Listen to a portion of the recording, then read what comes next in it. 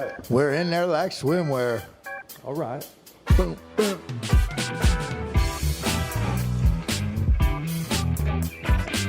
And we are live on Facebook. Jerry Trafney's in the house. Yo, yo, yo, yo. World famous Jerry Trafney from Freebird Auto. We do have a guest tonight. So we did get a little feedback. I kind of shared that with you guys earlier this week. A couple of people that we talked to were talking about maybe a little bit more structure. So we're going to try that tonight. And, you know, we move and grow as we go. So that's what we're going to do. Jerry's definitely going to stay off his phone tonight. And that's going to be awesome. So thank you for that, Jerry. Your participation is severely appreciated. Gotta make a living. I'm saying. So we'll start with the check-in, man. My name's George Nolan. I work in recovery. I love what I do. We do the podcast stuff. I work and help with as many people who might need it that I'm able to. And we're going to talk about our highs for the week today. So, Jeremy, you want to introduce yourself? Yeah, Jeremy present. My name is Jeremy. I work in recovery as well, community advocate, as well as prison advocacy and reentry. My highs for the week it happened today. I was wished happy birthday by all the leadership team over at Valley Hospital. That was, I didn't expect it. I didn't expect it at all. That's pretty cool, man. Yeah, brownies and everything. It was great. Brownies? Yeah, brownies, yeah. They're good for your abs. They are. And then the other high was just, you know, at work, the support, right? The support that I get from my team members is really good. And just, you know, staying focused, staying on the grind. You know, my lows, it's hard to pick them out right now. It's just, you know, I guess being my biggest critic when I'm trying to get a lot of things done and feeling like I'm not accomplishing something. What can I do? You know, so I re-strategize. And once I re-strategize and I'm able to, like what we were talking about tonight, which will be resiliency, I'm able to kind of regain that focus and push through my goals. Awesome. Thanks for sharing, Jeremy. What about you, Jesse? What's your high for the week? Well, my name is Jesse Messer. High for the week is definitely getting my younger brother into rehab. It was a prayer answered. As we know, a couple weeks ago he got arrested. This last week my dad decided to bail him out based on the court's recommendation that if he gets out and completes a treatment program, that they will give him deferred jail time and he'll be able to avoid prison. So I'm really excited about that because I really believe that treatment is a better solution than incarceration. Awesome, man. Absolutely. Low for the week, I would definitely say just at times taking myself too seriously. And, you know, but working a program of recovery, I'm able to be aware of it, and I'm able to immediately pivot, change my thought process, go back into gratitude, and focus on the things that are important, like the things I get to do and the things that I have, rather than worrying about what I don't get or when things aren't going my way. I just try to change my mindset, pivot, and everything falls back into place. Yeah. Absolutely. Pretty awesome, man. Thank you. What about you, Jerry? Jerry Trafney, Freebird Auto, putting people in cars left and right. Man, my name's Jerry Trafney. I also, as well, have a passion for reentry, getting people on the right path, man. That's why, you know, I started Freebird Auto, going on almost 2.5 years now, just to, man, pretty much just help people getting and going, you know what I mean? Get their driver's license for one, get their own insurance, get them going. It's pretty much my form of recovery, man. It helps me just as much as it helps the next guy, so it's working for me. High for the week, man, I was blessed to be able to take my whole team over at Freebird to the Dodgers D-backs game on Friday night. No, that's awesome. We're going to that on Friday night. It's our first, company event, I guess you could say. So we're pretty stoked about that. Low, man, I was on the yard with this kid named John Briscoe, R.I.P. Johnny. I just found out Monday that he passed away, man, overdose on fentanyl, man. And he was a good kid, you know. We were pretty close. He ran a fantasy football league, and I was like, kept trying to get a hold of him for like 2 weeks. John, what's up with the league, man? We got a draft coming up. Finally, one of his partners over in California hit me up and gave me the news, man. It was kind of quite the low, but you know, it's one of them things, man. No. You know, it's choices, right? Yeah, it's that we're one choice away from some serious consequences if we're not careful, right? Especially with the history we got, with our propensity to make bad decisions, that constant work, that constant monitoring. I know for me, I started school again at Rio, and up until at Rio Salado, and up until these classes, everything I've done has been in stacks of papers about this big, right? So it's been pretty easy to navigate through. But now it's online, and it's a lot more difficult for me, at least. And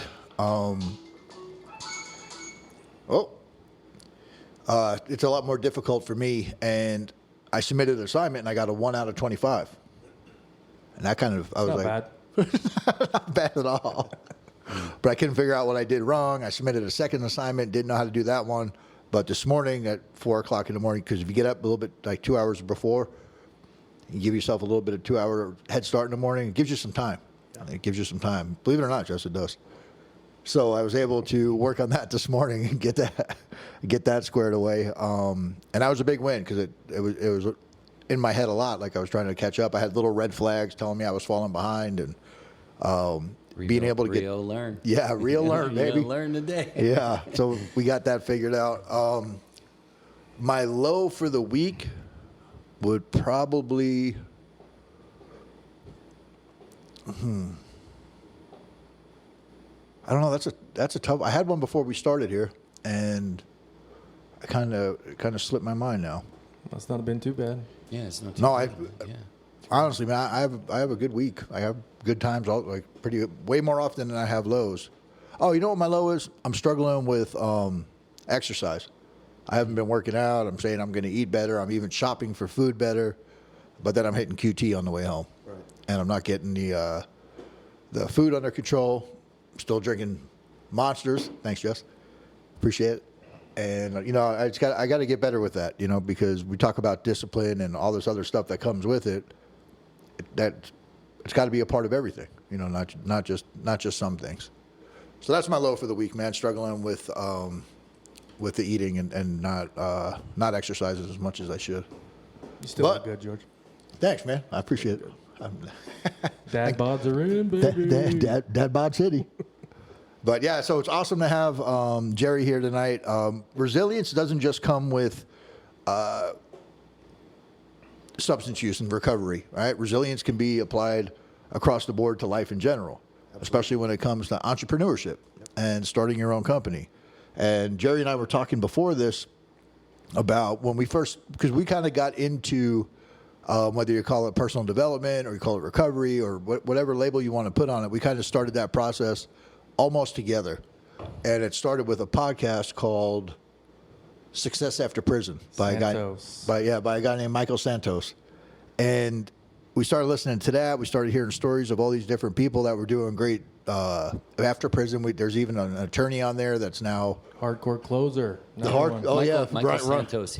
Ryan Newman. Did he do 26 years? Yeah. Yeah. He did 26 years. Yeah. So we Great story. We listened to his podcast. Yeah. He brings in people from all over the country that have backgrounds like we do, and most of the people that watch and listen.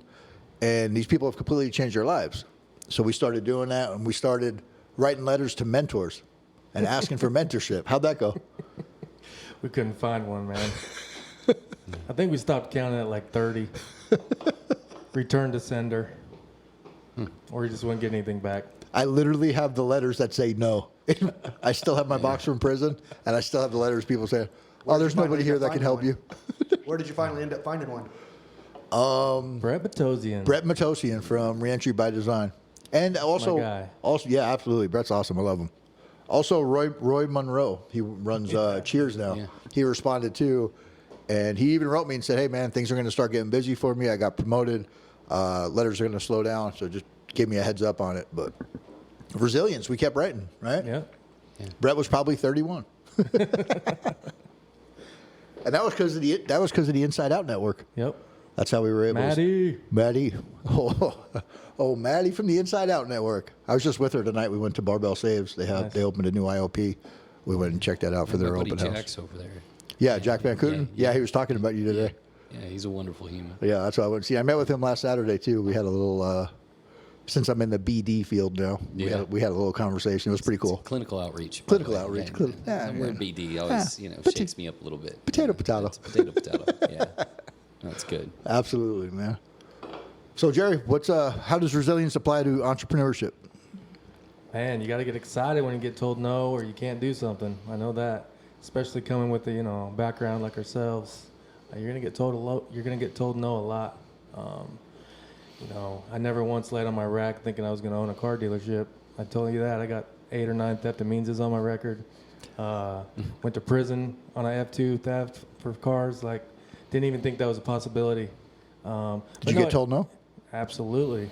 Kind of started back in prison. Got into a little trouble early on in my sentence. Got told I'd never hit a 2-yard. So what did I do? I opened up the books, man. Started Rio Salado, hit it hard. Ended up getting my associate's degree through there, and then landed on a 2-yard. Then got told no. Just trying to get my driver's license. That's how it kind of started too. Yeah, that was pretty cool. That was a good journey. I was like, what do you mean you got to wait till we get out to start this process? Like, are you serious? So, man, it took me 18 months to actually get my physical copy of my driver's license, man, reinstated. And then me and George kind of took all those L's that we learned throughout the process, put it into a program, man. And I don't know, I think that unit just had at least 150 reinstatements on it. That's so awesome. that was another one. You know what I mean? You can't do it. No. Wait till you get out. That's what the CO3 said. Just wait till you get out. No, ain't gonna do it. And then getting out, helping Brett with Reentry by Design, finding guys little rides to and from work. Just a couple little $2,500 beaters, man. They just need to get to work. Found them a couple rides, and in the state of Arizona, you can only have 5. You can only sell 5 cars in a year without having a dealer's license. So I was like, well, guess I gotta go get my dealer's license. Yeah, that didn't work out very good. Did they frown upon dealers and car theft? Yeah, they were like, nah. How many no's did you get? Oh man, I don't know if it's how many no's or it's just, because it's a self-confidence thing at a point, right? Like if you for one thing, it's crazy. Like you've been out of prison 3 months after doing almost 10 years. There's no way you're gonna get For car theft. For car theft. There's no way you're getting a dealer's license. Hey, I found a way around it, man. I actually, sometimes you just got to go right to the top. Don't take no for an answer. Yeah. That's just it. Go right to the top. Go to the director. Go to whoever you got to. Tell them your story. Tell them why you're doing it. That's another thing, man. So everybody wants to start a business, right? My little formula is pretty much just 5 things, man. Find a need, number one. You got to have a need or you're not going to make anything. But more importantly, find that purpose and passion that aligns with that need. Right. If you can do that, man, and it's crazy. I got goosebumps thinking about it just because, not only am I able to help guys with transportation needs coming out, I'm telling you, that helps me just as much as it helps the next guy. Like, I really don't make much. I really don't. I don't need much. You're still buying burritos. I'm not buying burritos. Actually, you know what? Freebird's got the burritos. All right, that's what I'm talking about. Yeah. But no, you don't need much, least you bro. can do. I mean, you sold us all 3 of our cars. So we're not going to a fucking Dodger game. So yeah, it's just, hey, it's my form of recovery. It helps me. I literally had a guy do a backflip off his front tire on a 2004 Toyota Camry with paint fade. Just not a looker. First time he ever got his driver's license. First time he's ever had insurance. First time he's ever purchased anything on his own, and he was 32 years old. That dude's smile coming out of the MVD, doing a backflip off the front tire. That's what it's about, bro. That's why I do what I do.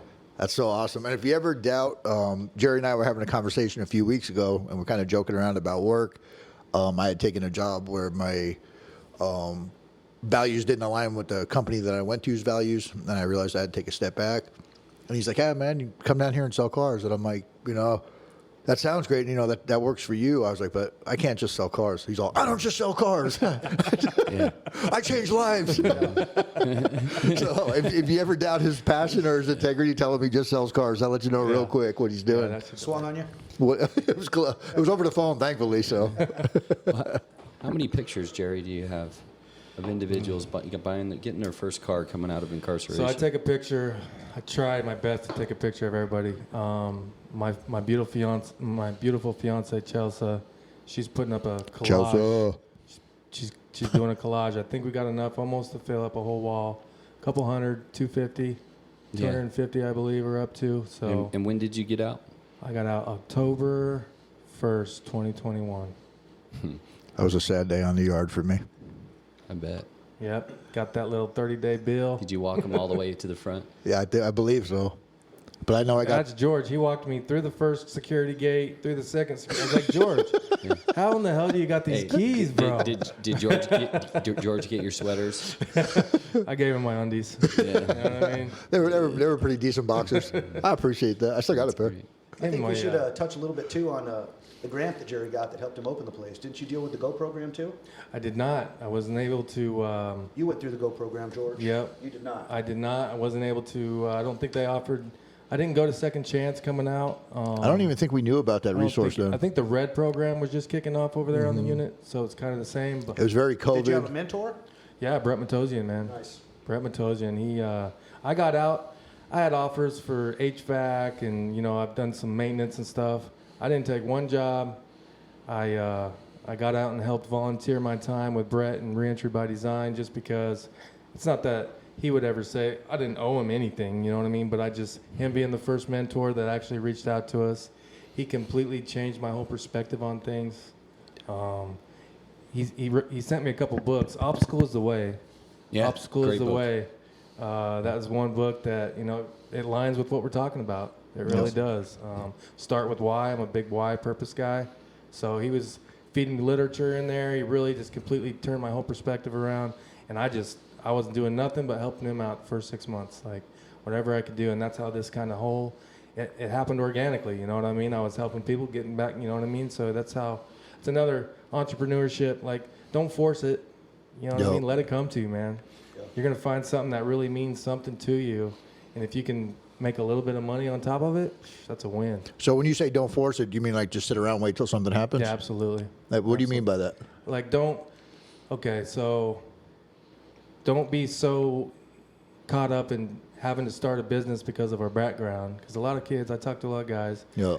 oh, I can't get a job doing this, I can't get a job doing that, I was doing this before, I have to start my own business to make a living. Okay, I get that, you know what I mean? I was like, what do you want to do?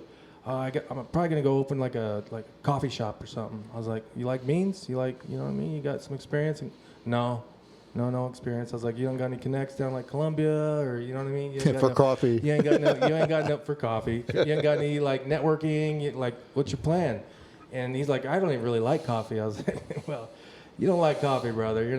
You're probably most likely not gonna have a successful coffee shop. This is an actual story too, isn't it? Yep. I remember you when you told me about that. Yeah. So, yeah, man. So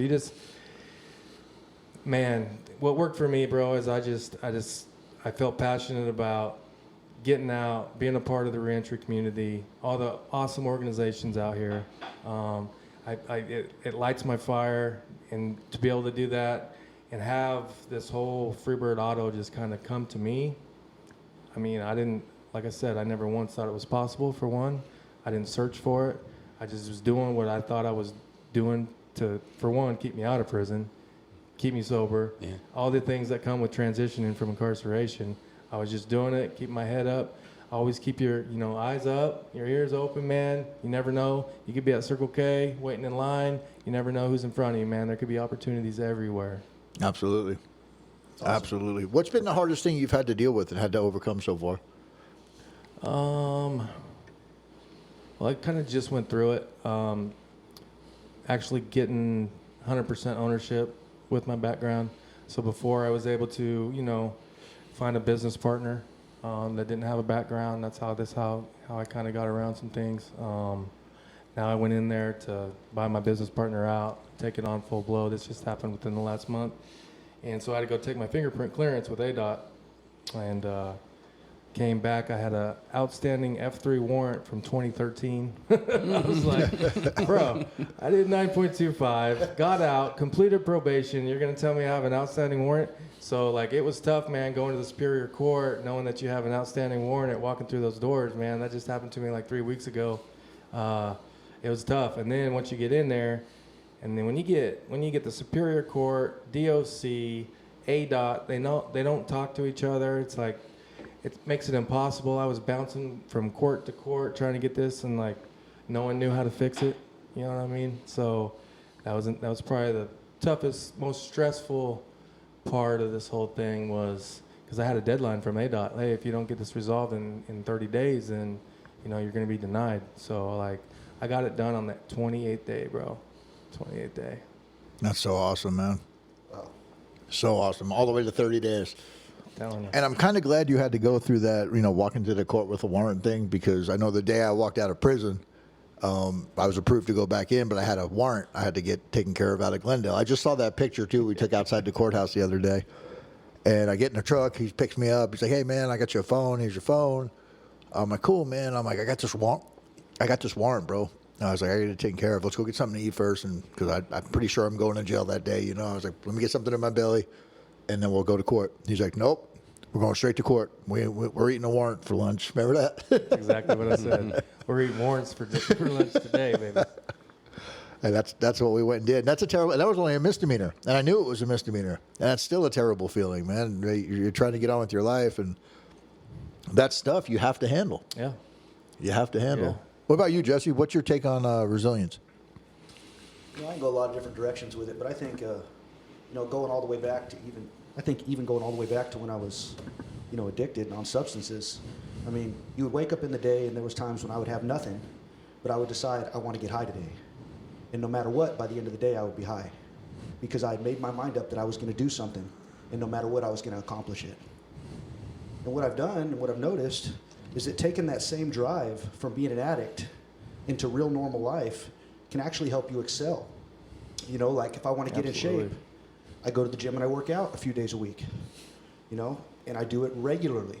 If I want to lose weight, I eat better, and I do it regularly. I feel like you're taking shots at me right now. I'm not taking shots at you. If I want to learn something, I can choose to educate myself. If I want to build my foundation and my support group, then I got to be willing to reach out to people and build connections and build friendships. If I want to learn about myself, then I need to ask myself tough questions. When life gets difficult, I need to not self-destruct and sometimes just be able to, let it roll off my back like water off a duck's back, and be willing to just keep pushing. Because so many times in the past when things got difficult, I would just give up. I was the kind of person that would never finish things. I would start something and I would never finish it. And then when I didn't finish it, I would tell everybody else why it wasn't my fault, and that it was their fault that I didn't finish it. And that's how I spent my entire life, a quitter. I never accomplished any of my goals. I never did anything.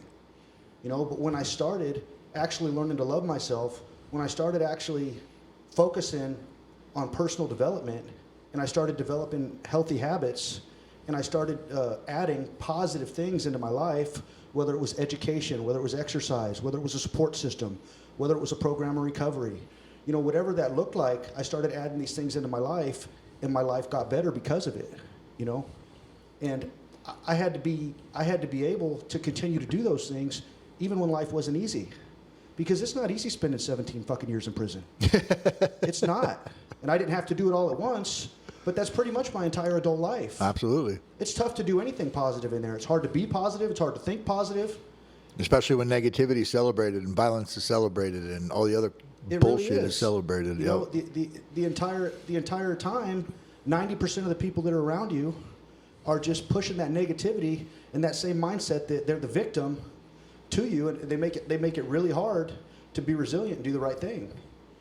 But when I finally made a decision to start doing things that were going to add value to my life, even though it wasn't necessarily customary in the environment that I was in, and even though it wasn't necessarily popular, I knew in my heart that it was the right thing that I had to do, and when I chose to do it, my life started getting better.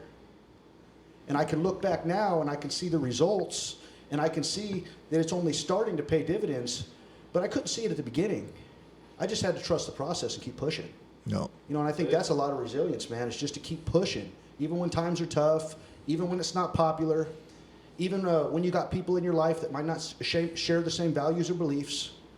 I mean, at the end of the day, I had to get to a point to where I knew in my heart what I wanted. I knew in my heart what was right, and I just started chasing it. And my life started getting better. Yes. Absolutely. Yes. It's powerful stuff, Man. right? Super powerful. I love you guys, man. Yeah, We love it's you This too, is great. great. This Free is bird. great, man. This is great. Awesome to be here, man. What about you, Jeremy?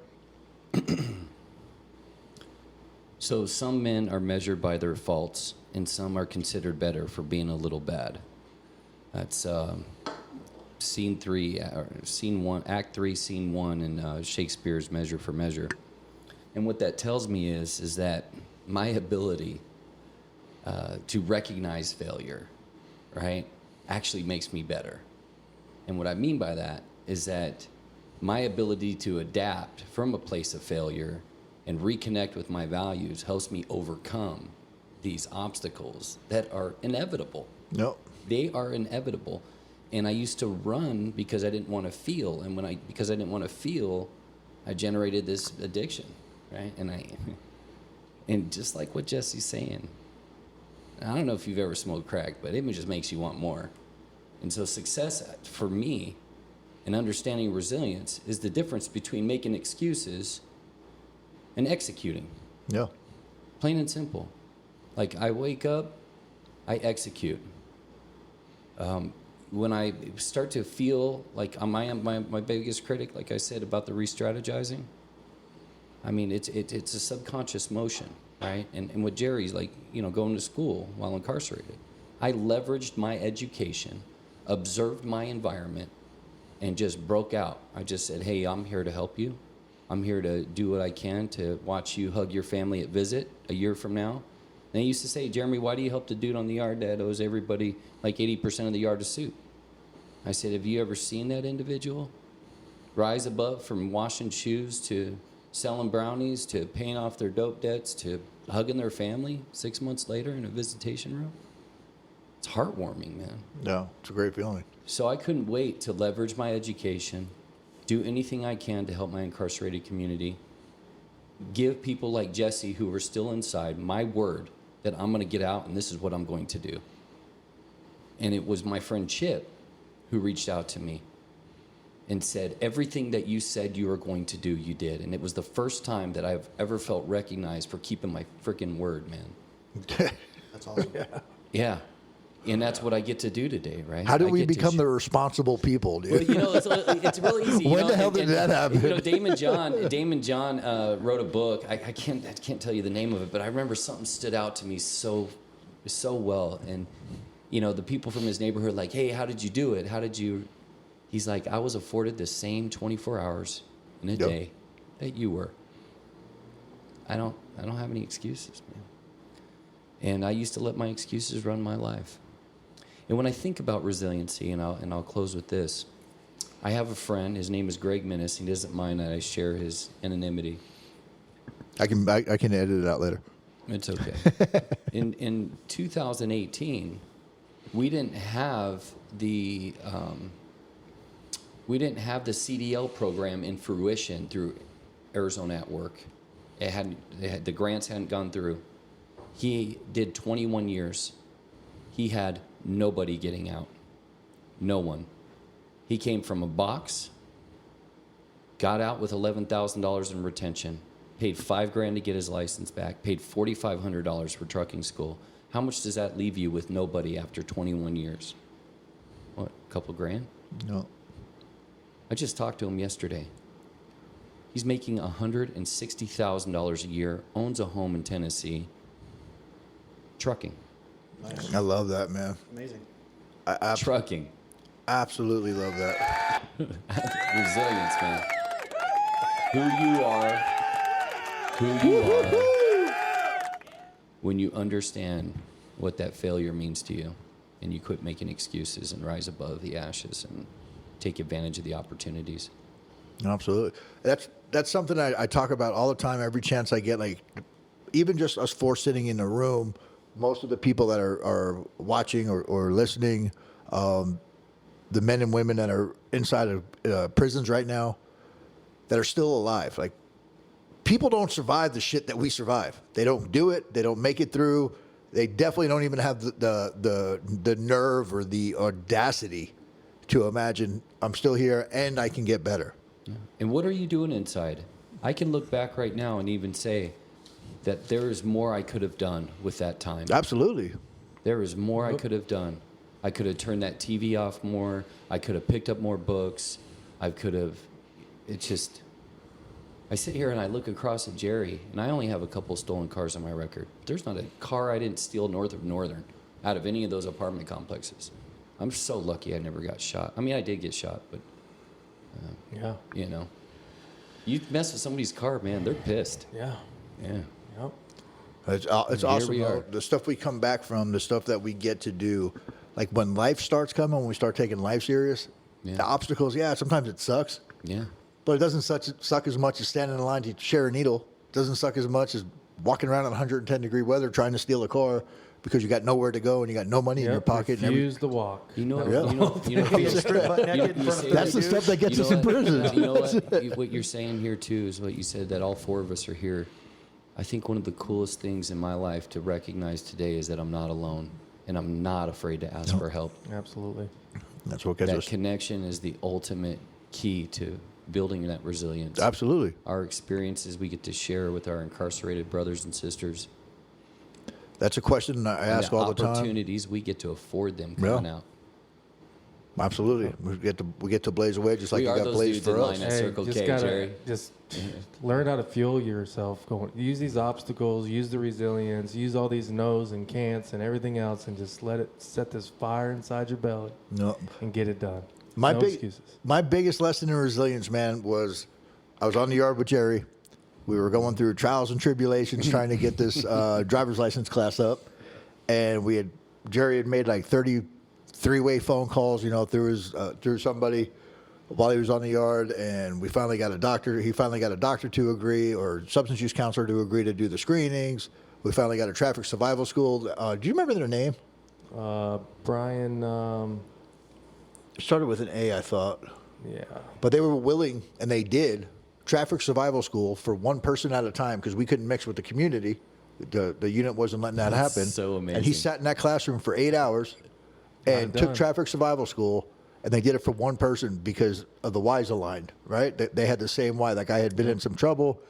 He'd gotten out of it. He was moving forward. He liked what message he had, and he did it. They usually get 30 people in a traffic Man, I survival got to school. reach out to that guy. I know his name, but I gotta contact him. Yeah, we got to come up with that. I'll definitely say it on the next podcast because they did amazing stuff for us, but we got told no, first by the complex warden, or first by the deputy warden actually, and then the complex warden, and then central office, and then like the director of programs, and then everybody finally said yes. We got through it. And I'll never forget it. We had a CO4 named Miss Wild, and she was Yes, phenomenal. Tamara absolutely. Wild. Yep. And she comes up to us and she goes, "Guys, you're not going to believe this, man. The National Safety Council, they said you guys can't, they're not going to do it. They're saying no." And I remember that day, like when she told us that, I got so excited. I was like, man, how are we going to get through this? Like, this is going to be a good one when we get through it. It wasn't, we knew we weren't stuck at no, but we knew it was going to be a challenge. So instead of looking got at it, through it. well, yeah, we did. Eric Jorgensen. Eric Shout out to Jorgensen. the director of the MVD. Yo. Brett Matosian. Man, Brett Matosian. Man, we have some good people in our corner, man. That's what it's about. You got to have solid people, just in life general. If you're going to do it out here and you're going to stay sober and out of prison and live your best life, just have the good, solid people around you that want nothing but the best for you, bro. Absolutely. Extremely important. Shout out to Chelsea, my fiance. Man, she puts up with my shit, but she wants the absolute best for me, bro. I haven't been happier in my life. That's cool, man. I see it too. I see it, and it's awesome to watch. So we're gonna close up here, guys. A couple of quotes on resilience. Everybody brought a quote, I'm assuming. Absolutely. We were prepared. Perfect. Good job, Jesse. especially Jesse. Don't be judged on my success. Judge me how many times it took me to get up off the ground and do it again. That's what you want to be judged on? Yep. That's awesome, man. Awesome, awesome. What about you, Jess? I got one right here. Although the world is full of suffering, it is also full of overcoming it, of the overcoming of it. Awesome, man. Awesome. You've been ruminating on that one for a while? That was just something that stood out to me. Come to the top of your head. First thing that came to the top. Absolutely, man. Put the piece of paper No, down. I want to touch on this again real quick, man. Those of you guys that are listening to our podcast, if we've been able to spark even just the smallest little inkling of hope in you, please take these words of advice. Add people in your life that are going to add value. A support system is so important. Only I can those call people. any one of these guys at any time. 3 in the morning, 2 in the morning, 5 in the morning. It does not matter. And if I'm going through something, they will pick up the phone and they will be there for me. Add people like that into your life, man. People you can be honest with, people you can trust, people that trust you. And that could be the difference of saving your life. Absolutely. I really believe that. Good job, man. You know, I never forget that, Jesse, when you sat across from me on that bed and you told me when we heard about somebody dying, you're like, Jeremy, this is a simple fact. Some die so others can live, right? So we want that to be your story. We want you to rise above, engage in those resiliency factors. The quote that I have here in front of me actually just travels back to that measure for measure. It may sound strange, but many champions are made champions by setbacks. It's Bob Richards. You know, one of the greatest podcasts I ever listened to was that one with Kobe Bryant. Mine was Outlaws to Advocates. But Yeah, Outlaws to Advocates. It's pretty good. Yeah. But I will tell you, like, he used to play basketball till 2 in the morning yeah. because his greatest fear is having that opportunity to make that shot and miss it. So he knew that practice, repetition was the power of retention. And that's what you do. If you get used to using that, what you've learned to rise above the situation, you're actually leveraging through education, and it's making your behavior predictable. That's why Jesse can call us at 5 in the morning. Well, not me, but you. Either way, I know you're up too because I get those texts at 4:30 in the morning. I do. So. Yeah, I am up. I'm ready, man. Absolutely, man. Mornings are great. Mornings are my time. I love it. My quote's from Maya Angelou. It's, I can be changed by what happens to me, but I refuse to be reduced by it. Awesome. And I think that's pretty powerful. I used to watch this video on resilience, and the guy says, I've been a victim, but I refuse to be a victim. And you kind of said it before about the blame. You know, you blame Jerry or Jeremy or me or whatever for whatever you had going on at the time. And I used to victimize myself too. It was never my fault. It was always bad luck, or I had this going on, and it was always just ignorant to it too. Yeah, it was just yeah. And I believed it. That's the worst part. Running blind. That's the worst part is I believe that stuff, and Absolutely. now everything doesn't happen to me; it happens for me. Right? I get to do amazing stuff every day, and the tough stuff, we were able to change our perspective in prison on that and start getting excited. Because anything that's going to be worthwhile, it's going to be tough. Yeah. You're going to have to push through it. But the one thing that has stood out to me and proved to me to be true over and over and over and over again, just when things get their hardest, right on the other side of that, that's where success is. There's always